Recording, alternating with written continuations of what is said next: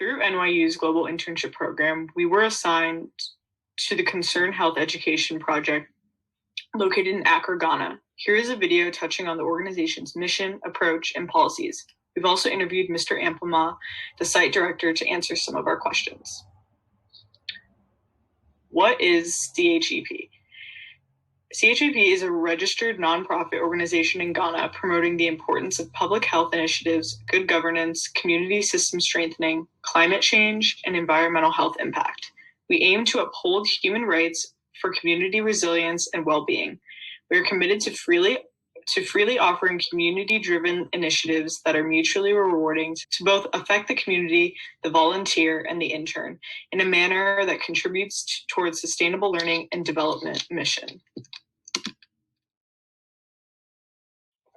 Its vision as an organization is growing together with the underserved population in an atmosphere of liberty, free of illness, and respect for the environment, allowing us to provide a safe haven for humanity. The common approach is that it is not run by the government and complement the effort of policy directives at the grassroots, and the ministry has authority power to provide healthcare. We also work in immunizations of children under 5, HIV and AIDS, malaria, meningitis, and TB prevention within the health system to promote children of integrated health and to improve the quality of life for the people of Ghana. So while the Concerned Health Education Project itself does not directly involve in policy making in the public health system in Ghana, a lot of the ongoing projects are implemented based on public health policies, making it an active member in policy dialogues with not only its community members, but also with policymakers, such as with the Ministry of Health in Ghana. They try to actively engage in conversations about national health insurance policy, immunization policy, as well as financial management of public health deliveries in Ghana. A lot of the projects are also based on the individual needs of the district. For instance, currently there are malaria and maternal health services projects in Shayo Sudoku districts and in La Dade Kotopan district, where needs for better maternal care are more in dire need, and accessibility inequity are more pronounced than in other districts. Some other projects, such as tuberculosis prevention and non-communicable diseases, have also been a focus of the organization's projects. So we will be interviewing Mr. Isaac Amplema, who is the CEO and a founding member of CHEP, and his role is to operate as a non-governmental organization mandated by the Registrar of Companies to engage health actors using dialogue, policy reviews, and education with the target beneficiaries as they enshrine within the objective organization's existence as an NGO. He also coordinates the day-to-day effective learning for NGO, and that is also to advocate on the principles of primary healthcare and universal healthcare, as well as other non-communicable diseases. Given the current umbrella of COVID-19, how has overall vaccine education changed in the communities CHEP serves? How do you think vaccine hesitancy differs in Ghana compared to the US? Many often the COVID vaccination, initially there were some vaccine hesitancy. However, with continuous education, communities are now beginning to accept the vaccine. So currently the pilot of COVID vaccine, and of course vaccination in general, has indeed restored some hope in some communities that we work in. However, there is still pockets of doubt, and also in recent time there has been the backlog of COVID vaccines, which also is creating some sort of apathy and also anxiety amongst communities. Overall, the COVID in itself has created a lot of difficulties and challenges within communities, and of course a number of disease burdens has also increased. So this is what I can say, but overall I think the vaccine is indeed working well. It is restoring hope, and of course I think everything is okay. So this is the way I can answer the first question. How do you see CHEP's role in Ghana's healthcare system evolving and growing over time? What we intend doing is that periodically we've been complementing the Ghana health system in its effort in reaching the hard-to-reach communities. Ghana health system is regulated by the Act of Authority in Government, and therefore they are really state authority or state-owned health regulatory body. As a result, we as non-governmental or as an NGO, what we do is to support the health system to advance its main goal of making sure that healthcare is accessible to the people of Ghana, healthcare is affordable, healthcare is readily available.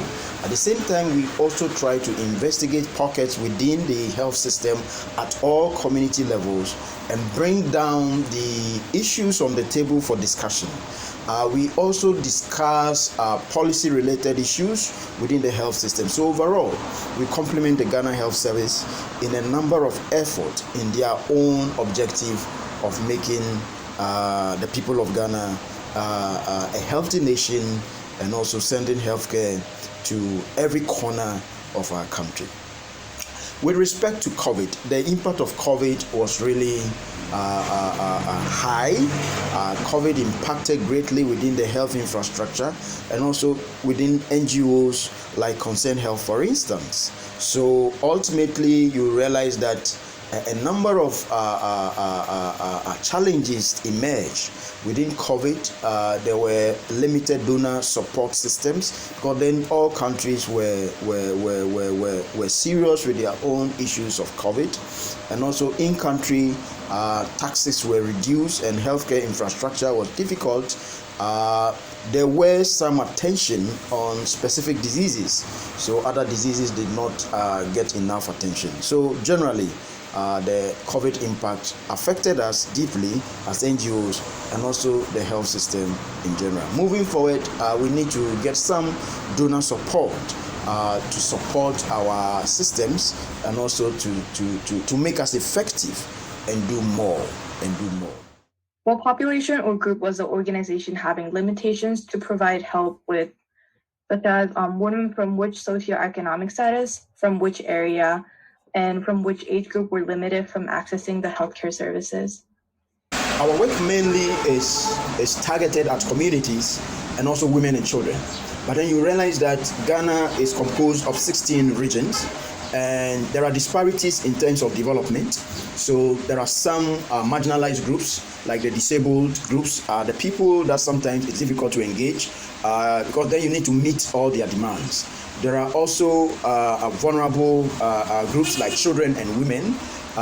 We also have other slum communities. These are all marginalized populations. And dealing with them, you will need enough resources to engage, or you need to develop a good strategy to meet them at their needs. Beyond that, I think we've also been doing our best to educate the population, to bring out information to their doorstep, and also to bring them closer to policy understanding so they can be part and parcel of the healthcare discussions in our country. How has healthcare service delivery improved in Ghana through the intervention of CHEP, especially in terms of maternal and child health? Yes, generally, healthcare has improved significantly. Over 2 decades, Ghana is now health insurance. Every citizen in Ghana has a health insurance. Every pregnant mother in Ghana has a health insurance. Ghana has transformed over time from 2 decades ago. This is because civil society activism, including Concerned Health efforts, has also supported these improvements. There is a pluralistic nature. What I mean is the democracy that Ghana is practicing is opening up avenues for civil society dialogue and engagement with government. So as a result, there has been an improvement. Specific to the health sector, yes, before Ghana had a cash and carry system where if you don't have money, it becomes difficult. Now there is a national health insurance system that of course is taking care of everybody.